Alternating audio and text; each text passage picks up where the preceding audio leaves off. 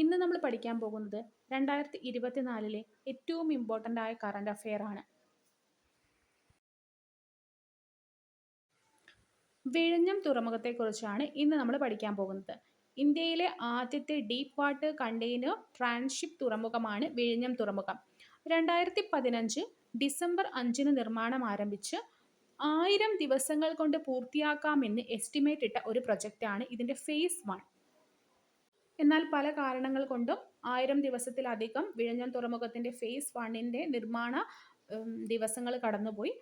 തന്ത്രപരമായ ലൊക്കേഷനാണ് വിഴിഞ്ഞം തുറമുഖത്തിൻ്റെ ഏറ്റവും വലിയ പ്രത്യേകത.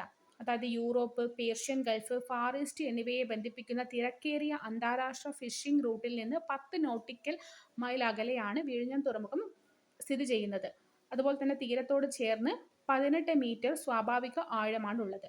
ഇന്ത്യയുടെ തെക്കേ അറ്റം എന്ന നിലയിൽ കൊളംബോ വഴി റൂട്ട് ചെയ്യുന്നതിനേക്കാൾ കുറഞ്ഞ ചെലവിൽ പ്രധാന കപ്പലുകളിലേക്ക് ഇന്ത്യൻ പ്രാദേശിക ഉദ്ഭവ ചരക്കുകൾ ഏകീകരിക്കുവാനും കൈമാറാനും കഴിയുന്ന വിധത്തിലാണ് വിഴിഞ്ഞം തുറമുഖത്തിൻ്റെ സ്ഥാനമിരിക്കുന്നത്.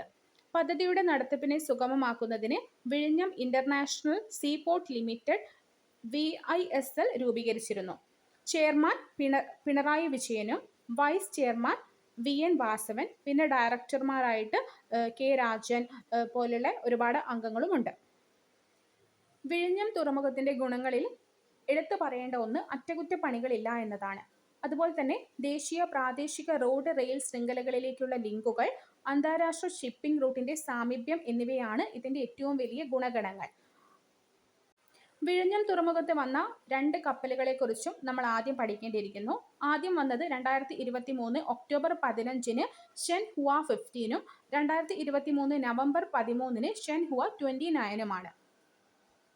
2024 ജൂലൈ 11 വിഴിഞ്ഞം തുറമുഖത്ത് ഇറങ്ങുന്ന ആദ്യ മദർഷിപ്പായി സാൻ ഫെർണാണ്ടോ മാറി.